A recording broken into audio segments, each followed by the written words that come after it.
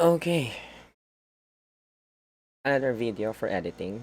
I'm going to upload this later because lagi naman ako nag-upload. Every week, it could be either late Friday or late Saturday, which is what I'm doing now. Now, what I'm going to do is edit it while recording it and then upload it to Instagram. Okay, as you can see on my screen, I have several pictures. So I have my pictures of my son, so I'm not gonna show that. So I have this, which was taken back in Antique, I think last October. And then the other one, what's this? A plant. I don't know what kind of plant this is. But yeah, natanggal, hindi ko kasi natanggal to. So it should have been perfect. But yeah, it's like doing an arc. So it'll do. This one, in Japan. And the other one is in Japan as well. So, based dito sa apat, I think I'm gonna go with this one. Now, hindi ko pa alam yung final look. But yeah, let's see. Let's see as we go along.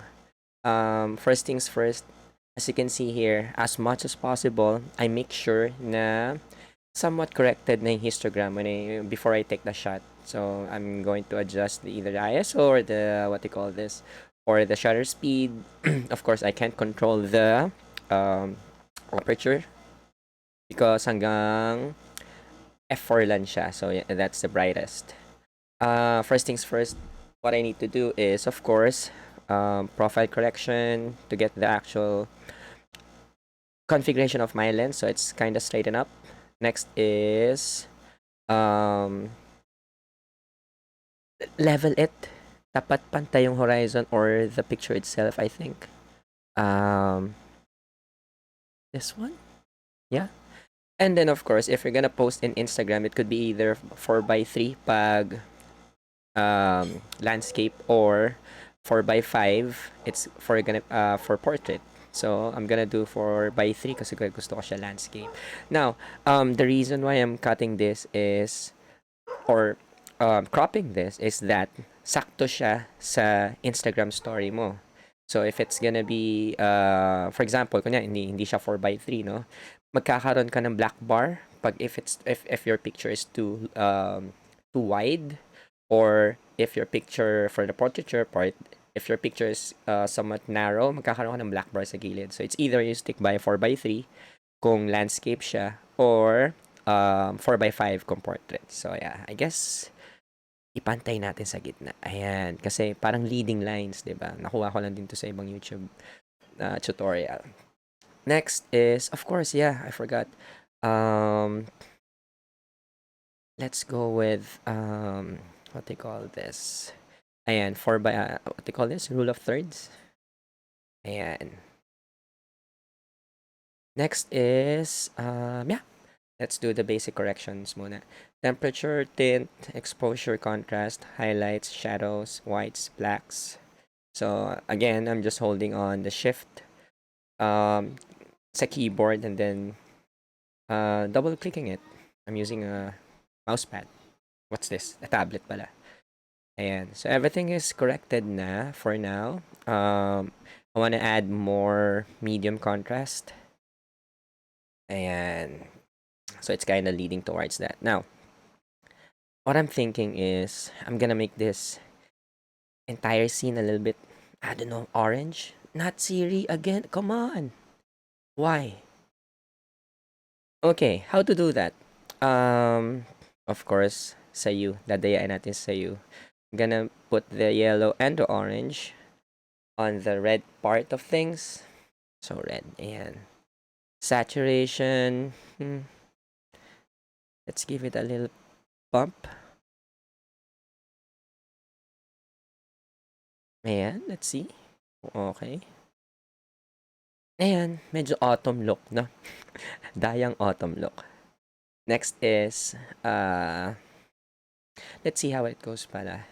Tingnan muna natin from before and after. So, medyo nagkakulay na, no? Um, from before, this is before. Medyo flat. Now, it's kind of have a little bit punch. Dun sa picture, parang napakaraming red. Let's pull down the orange. Or yeah, let's just leave it like that. Next, I wanna add drama to the picture. So, ang gusto kong gawin is, let's show the clouds. Kasi, as you can see, it's there naman eh. I just need to have it, I mean, more, to show it more. So, I'm using, a graduated, what's this? I really don't know kung anong tawag dyan. So, I'm holding shift para balance. I mean, pantay pala on the horizon. So, there. Ipantay ko lang sa gitna. Now, the problem with this one is that affected lahat. Right? As you can see, yeah, ito pala siya. Show selected mask overlay. Again, affected lahat. What I'm going to do next is just filter it with luminance. So, yung mga, kasi, of course, medyo light yung clouds. I just wanna select the clouds. So, check natin to sa range. So, I'm gonna remove the dark area. So, it's gonna be mostly the trees. Hopefully, it'll get the, what do you call this? The buildings as well. Ayan. Ayaw pa din, no? So, I'm gonna manually delete it. Meron tong isang control, which is of course, aside from these, pwede ka rin mag-select manually. So, we do have a brush here. If you click on brush, you have your small brush here. Now, for you to remove certain spots or add certain spots. So, as you can see, di ba, may plus. If you hit command or control when you're using PC, it's gonna be a minus. So, it's gonna remove some of the area that you don't want to be overlaid. So, I'm holding on the option or command when using PC. And then I'm slightly gonna brush this. So, like so. I'm brushing it. Brushing. Ayan. The reason I'm not using, what do you call this? The other one, color, because I don't know how to use it yet. I'm just using the luminance part. Kasi I can control naman kung ano yung, what part of the picture will be affected. And of course, I can remove it via brush. I'm just gonna remove just the 4 buildings. There. I'm gonna remove this side pa. Okay. Yeah, I don't need a new laptop. I just need what do you call this? Additional memory for this one. Let's see. Slowly brushing it. Let's wait for it to finish loading. Ayan. I don't know if it's really removing stuff, but yeah, I'm just gonna settle for this 4 what do you call this? 4 buildings kasi siya yung kitang-kita eh. Sorry for the long wait. But yeah, after this, medyo okay na. Why I can't remove that part? I'm brushing though. Do I really need to brush it? Uh-huh. So I'm not pressing the option. Okay, press option again.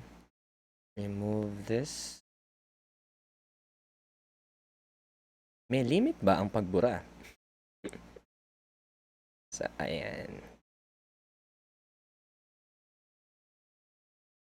Really now. Okay, let's check. Let's see kung ano na yung mga natanggal. So, let's remove the show selected mask. I pressed O. Next is, I'm gonna add what do you call this? Dehaze. So, it's gonna bring out the clouds on the picture itself. Let's see. So, ayan, nagkakaroon na siya, no? Let's see.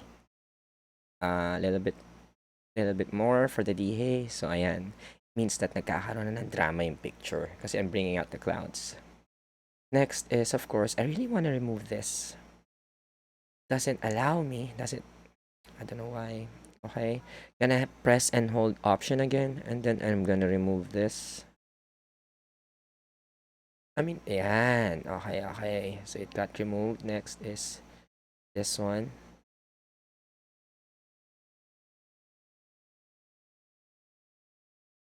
Let's wait for it to be. Yan. And then lastly, what else? Yeah, that's about it. Yeah, it's not gonna be perfect. I know. We're just gonna stick with whatever we have right now. Okay, let's see it again. Um, okay. Now I wanna add orange to it para somewhat orange yung field natin. And then the color itself, it's gonna be more orange. Let's check kung okay ba ang orange. Is it is it adding orange though?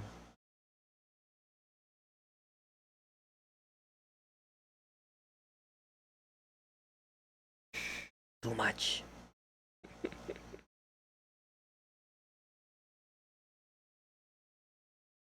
How about now?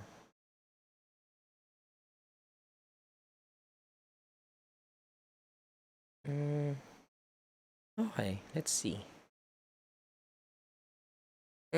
Let's see. Compare natin. So this is the final product. Let's compare it with the previous one. Yeah, it added more drama in it. I can really say that. I mean, na-highlight yung road, na-highlight yung clouds, and of course the plants on the side. Now, what I'm going to do next is so kasi kaya lang, as you can see, di ba, medyo light yung sa side niya. I wanna make it more darker, so I'm gonna add vignetting.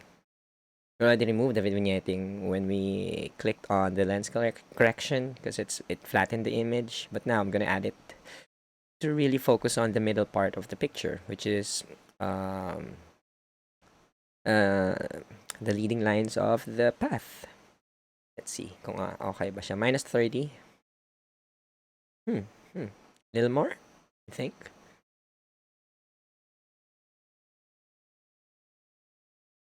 There you go. Yeah. I think one final look.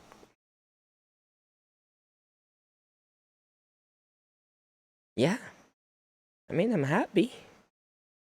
Let's remove the other colors. Kasi I want to focus on a single color. Yeah, well, three colors. Green, yellow, and then red. I want to remove the blue. Hopefully. Hopefully it doesn't affect anything else. Blue.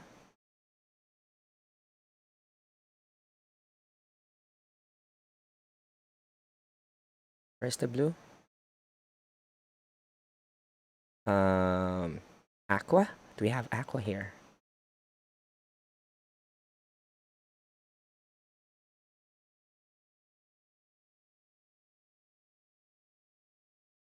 Yeah, I guess that's it. From this to this in one go. So yeah, I'm gonna post this in a bit. Just gonna export it first. Then yeah, thanks for watching. Bye bye.